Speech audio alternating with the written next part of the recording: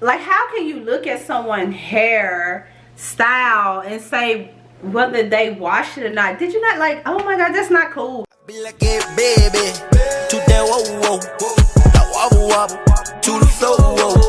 Now bring it back, I bring it back, I bring it back, I bring it back. What's up, Lollipop Squad? Today I am coming to you with a reaction video. If you are new here, please hit that subscribe button and that little bell so you don't miss a moment. And if you've been subscribed to me, then hey boo, how you doing? Okay, yes. Okay, you guys, so I am reacting to a video by the channel Jubilee. I don't know if you guys are subscribed to that channel. If you're not, the link is going to be in my description box. Please, you guys, subscribe to them. They have excellent content, like seriously. And they always have content that is like a conversation starter. So the video that I am going to react to is actually called, Do All Black People Think the Same?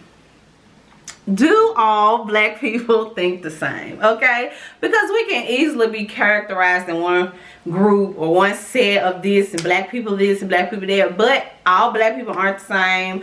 All black people don't think the same. So this video is here to show you they have different black people from different walks of the earth, okay, in different areas of their life, and they're all going to answer questions honestly. So you guys, please feel free to comment below, okay, as the questions are going. If you guys want to answer, feel free. I'm going to stop and give my commentary. You guys can give it in the comments. I love reading you guys' comments, and I love commenting back. So I'm not going to procrastinate. We're going to get started.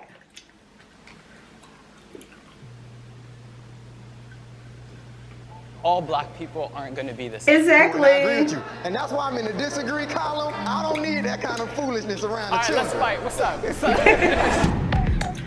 To spectrum. Strongly disagree. Strongly agree. To see the range of their beliefs and values.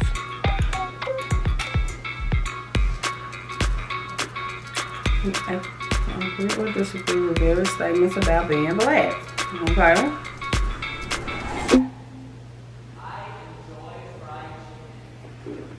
Wait, first, the fried chicken question had to be the first question. Oh my God. I enjoy fried chicken. The first question. Okay, out the gate already.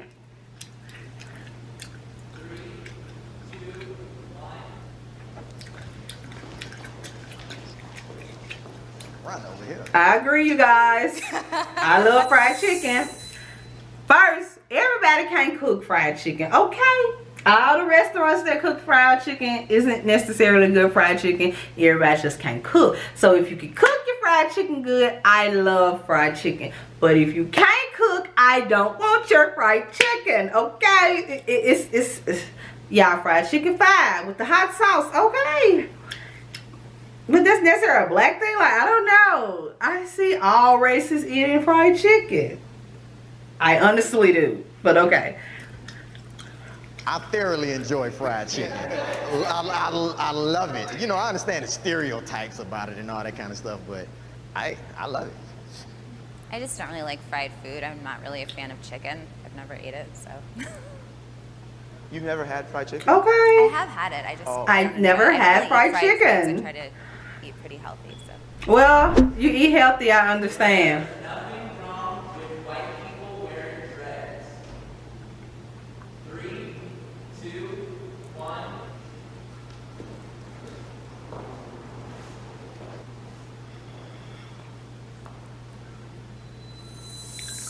1. Wow. Okay, you guys, so the question was, there is nothing wrong. The statement was, and they had to agree or disagree. So the statement is, there is nothing wrong with white people wearing dreads. As you guys can see, most of the people agree.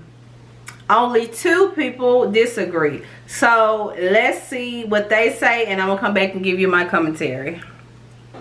Would you guys be offended if I had dreads, since I'm biracial, since I'm half black and half white? So where is the line? Like if someone's a quarter. First of all, if your ass ain't gonna eat fried chicken, you don't need no dress. I don't care. Oh my God.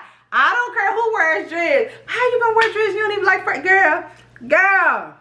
I'm not gonna sit there and come to your face and be like, you're not 100% black, therefore you can't. Like, Yeah, that's not wrong. my place. However, if you're a white person and you have dreads in your hair, it's like, what does that mean to you? And you're not even wearing them right. Like, you don't even wash them. I just don't see how a race can own a hairstyle. Wait, did she say they don't wash them? If that wasn't the trashiest shit she could have said at the moment. Oh my God, really? And see, I didn't like that. And I'm gonna tell you why I don't like that. Because I saw a video on here on YouTube before, and it was I can't think of who it was, but it was this Caucasian guy, white guy, and he was reacting to different hairstyles, saying what he thought about it. And when it came to stuff like that, like dreads and stuff, he was like, oh, it looked like she doesn't wash her hair, that stinks, you know? Like, how can you look at someone's hair style and say whether they wash it or not? Did you not, like, oh my God, that's not cool. It's not cool when people look at us and say, oh my God, I bet she doesn't wash her hair. I bet he doesn't wash his hair. And it's not cool when you look at someone else's, no matter what race they, like, that is, oh my God, that, how does she know that they don't wash their hair? Oh my God. Like, did no one pick that up in the room? Like, really? You gonna say they don't wash their hair when that's usually what certain people say about natural hair, black people, that we don't wash our hair, that it stink, and you, oh my God, like, no, that was so not cool. To be honest, like, hair is hair. There's all kinds of hairstyles in Africa. I still don't think that, like, a single race group can say, this one hairstyle, nobody else can do it but me. Exactly. Kanye West is invited to the cookout. Kanye West is invited to the cookout.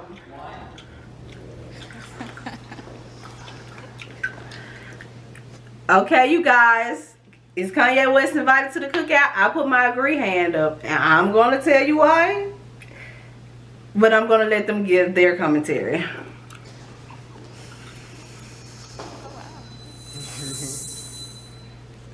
This cookout needs to just die. Like, no more cookouts. Come on, bruh, just go home. Like, there ain't no cookout. I'm sorry, I strongly agree because I don't like the idea of perpetuating this concept that all black people have to be the same and think the same and act the same. I don't think he's fully understood. People like Kanye are creatives, and he uses like creative speech. And some people just take him at face value, or like kind of like the literal sense of what he's saying. And if you did that, every creative could be taken the wrong way. Exactly. Like, I don't think that he's so creative and that his words are being misinterpreted. Like, he's making very specific phrases. Like, black people chose to be slaves. That's completely That untrue, was not in my cool. opinion. That's just unacceptable. But I think that's people misunderstanding what he's saying. I don't think Nah, don't think bruh. he's trying That, to. though. Yeah, How do you interpret that? No, I think what he's saying is there's a mindset where you know where like Here, so, okay, like, he was trying to say it in the term of, like, you know, it was a choice for you to stay there when you knew that you could have done whatever else to get out, and maybe you would have ended up dead, but it would have been better than being a slave. So I don't, it's not like I'm,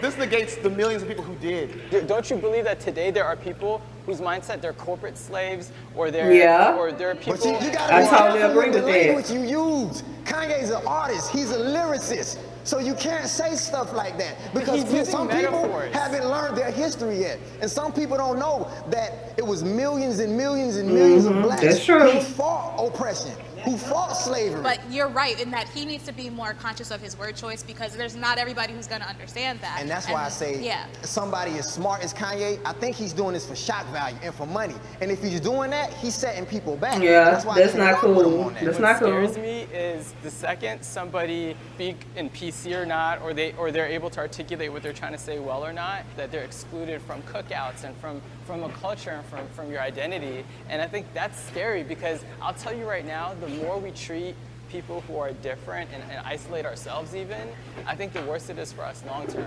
And to be honest, we're going to drive more and more people to have closeted feelings and emotions. And this goes back to people saying like, would you rather have a racist next to you that's hiding it, or would you rather have a racist next to you that's letting you know how they feel and you know where they're coming from?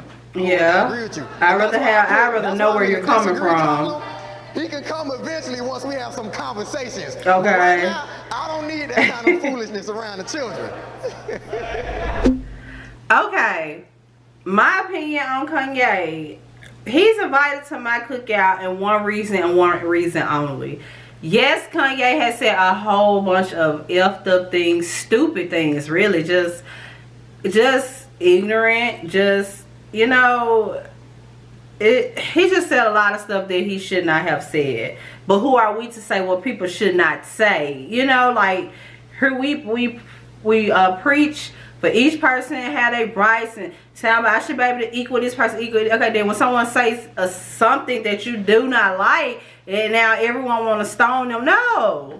Everyone's supposed to have freedom of speech and all this stuff, correct? But I don't agree with the things Kanye West say. Now, he is invited to my cookout solely because I personally and truly think something else is going on up here. I think he's having some type of mental episode or breakdown or whatever. And for that, I try not to hold a lot of the things, even though I know it's messed up. He is this big public figure and his word reaches millions. Like my word might reach 50 of y'all today. Maybe if people decide to click, you know, I'm not that person, but for him, anything he say, it instantly goes viral. And for that, I think he is should monitor what he say. I honestly don't think he needs social media, period. I think something seriously and mentally is going on there. Okay, I really do.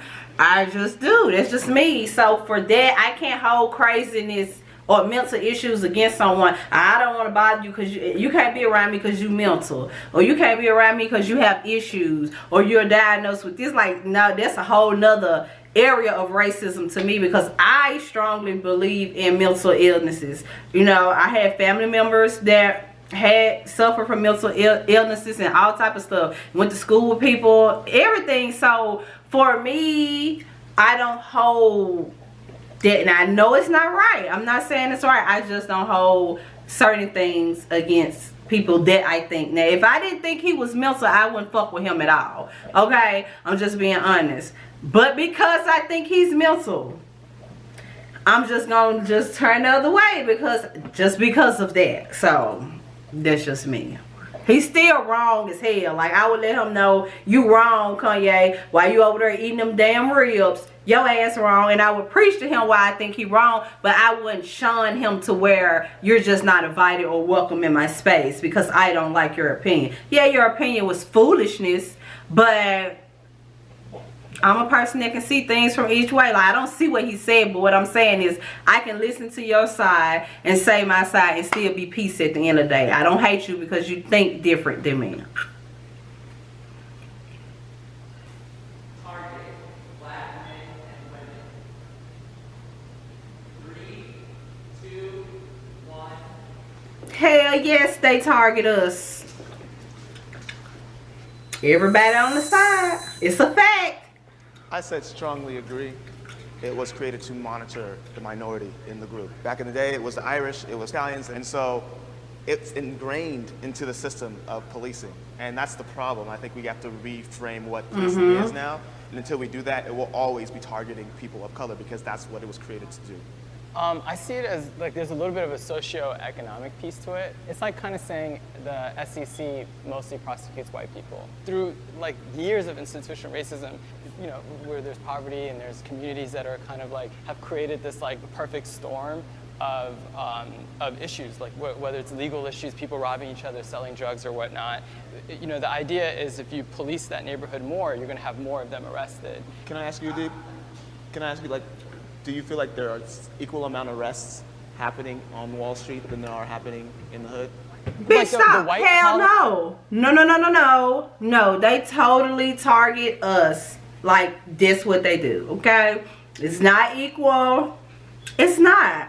And our life is more so in danger. Forget the necessary target. How about the fact that more people of color die from the hands of the police than any other race? What about that? Okay, I'm not just talking about, I'm talking about color period, whether it's African American or Latino, whatever, you know, mainly African American, because we usually are the main ones. But why is that? It's not also a target, it's more so of just cruelness all around.